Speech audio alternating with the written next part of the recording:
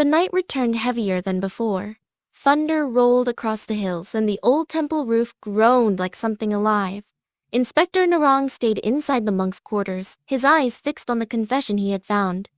Ink faded, but the words still burned. "Forgive me, I buried my sin beneath your feet." He couldn't sleep. Every time he closed his eyes, he heard footsteps circling the Buddha statue. Soft, bare, drifting like prayer. At 2 a.m., the temple bell rang once. No wind, no movement. Just a sound that came from nowhere. He grabbed his flashlight and stepped outside. Rain misted over the courtyard, and the air smelled of earth and ashes. In front of the old shrine, a woman's silhouette stood. White robe, wet hair clinging to her shoulders. She turned slowly. "Sister Molly," her eyes glowed faintly, not with anger, but sorrow. "You found what he hid," she whispered.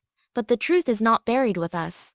Narong's heart pounded. What truth? She lifted her hand, pointing toward the hill behind the temple. "There is another grave. The first sin."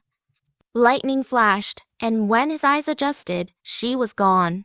Narong ran to the back hill with his torchlight cutting through the rain. He found an overgrown path and halfway up, an ancient bodhi tree, its roots twisting like hands gripping the soil. There, the earth had collapsed slightly, revealing part of a stone jar. He knelt, brushed the mud aside. Inside were relics wrapped in saffron cloth, but beneath them lay something else. Tiny bones, a child's bracelet, a name carved on the clay. Molly's daughter. Narong froze.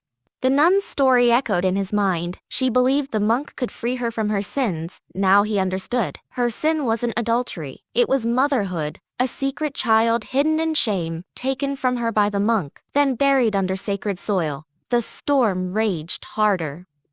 The bodhi branches trembled and a voice rose through the rain. Not one, but two, a woman's cry and a child's laughter. Narong stumbled backward, clutching the bracelet. He whispered, "I will take you home." Behind him, the whisper answered softly. At last, someone listened. The rain stopped. The rain stopped. The air cleared, and for the first time, the temple bell rang not in mourning, but in peace.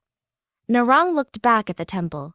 The candles had lit themselves again, one by one. He knew the case wasn't over, but the souls were finally awake.